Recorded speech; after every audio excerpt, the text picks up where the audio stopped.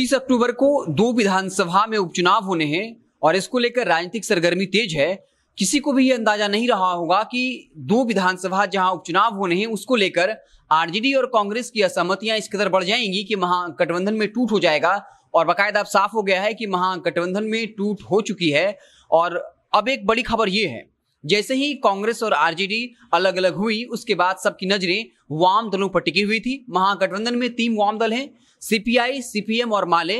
तो सबकी नजरें इस बात पर लगी हुई थी कि आखिर वाम दल किसे सपोर्ट करेंगे, क्या वो कांग्रेस के साथ जाएंगे या फिर आरजेडी के साथ। लेकिन एक बड़ी खबर है, माले ने अब बाकायदा आरजेडी का समर्थन कर दिया है और बाकायदा आधिकारिक तौर पर इसकी घोषणा कर दी है। आपको बता दें कि भाकपा माले राज्य सचिव कुणाल ने स्पष्ट तौर पर कहा है कि जैसे ही आरजेडी अपने प्रत्याशियों को लेकर नामांकन करेगी वहां पर भाकपा माले पार्टी के तमाम जो नेता हैं वहां मौजूद रहेंगे। तो एक बड़ी खबर है कि वाम दल माले ने बाकायदा आरजेडी को अपना समर्थन दे दिया है। खबर यह थी कि वो कांग्रेस को समर्थन दे सकती है, लेकिन भाकपा माले ने आरजेडी को अपना समर्थन दिया है। तो लगातार विधानसभा उपचुनाव को लेकर एक से एक बड़ी खबर आ रही है। आपको बता दें कि 2020 के विधानसभा चुनाव में भाकपा माले का परफॉर्मेंस काफी अच्छा रहा। उसे कुल मिलाकर 19 सीटें दी गई, जिस पर उन्होंने 12 सीटों पर जीत दर्ज की थी।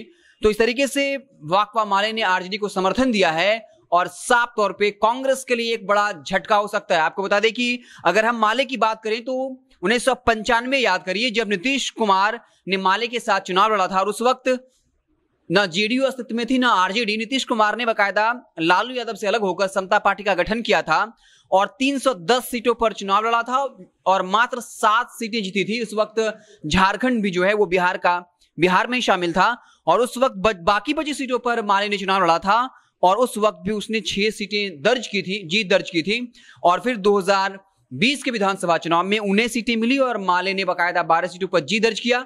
2015 में भी अकेले चुनाव माले ने लड़ा था, जिसमें उसे 3 सीटें मिली थी। तो इस बार एक बड़ी खबर यही है कि माले ने अब आरजेडी को अपना समर्थन दिया है, क्योंकि आरजेडी के साथ आने के बाद माले ने अच्छा परफॉर्म किया है और वो चाहती है कि आरजेडी के साथ मिलकर अपने जनाधार को मजबूत किया जाए। क्योंकि एक वक्त था जब माले का प्रदर्शन बिहार में काफी अच्छा था, लेकिन बाद में लेफ्ट पार्टी के कई नेता, माले के कई नेता टूटकर लालू यादव और नीतीश कुमार के साथ चले गए। इसलिए माले चाहती है कि इस वक्त आरजेडी के साथ रहते हुए अपनी स्थिति को मजबूत किया जाए और इसके लिए बाकायदा 2020 का परफॉर्मेंस है, जहां उसे लग रहा है कि उसे 19 सीटें मिली और 16 सीटों पर जीत दर्ज की। इसलिए अगर वो तेजस्वी यादव के साथ रहते हैं और अगर गठबंधन में रहते हैं तो आरजेडी उन्हें अच्छी खासी सीट दे सकती है, क्योंकि परफॉर्मेंस भी काफी बढ़िया रहा।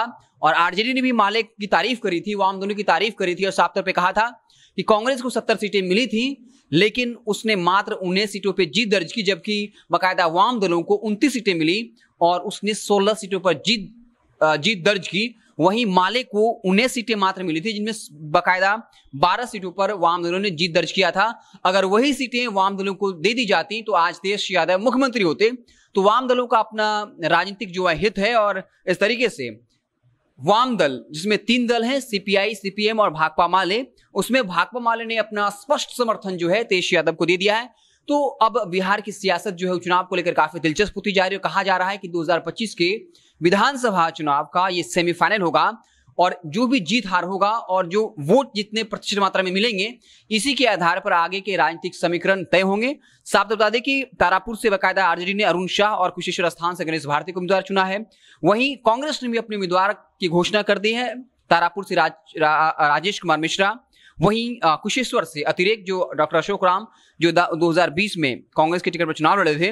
वहीं लोजपा ने भी अपने प्रत्याशी का ऐलान कर दिया है। तारापुर से चंदन सिंह जो राजपूत समाज से आते हैं और अंजू देवी कुशेश्वर से चुनाव लड़ेंगी जो पासवान जाति से आती हैं।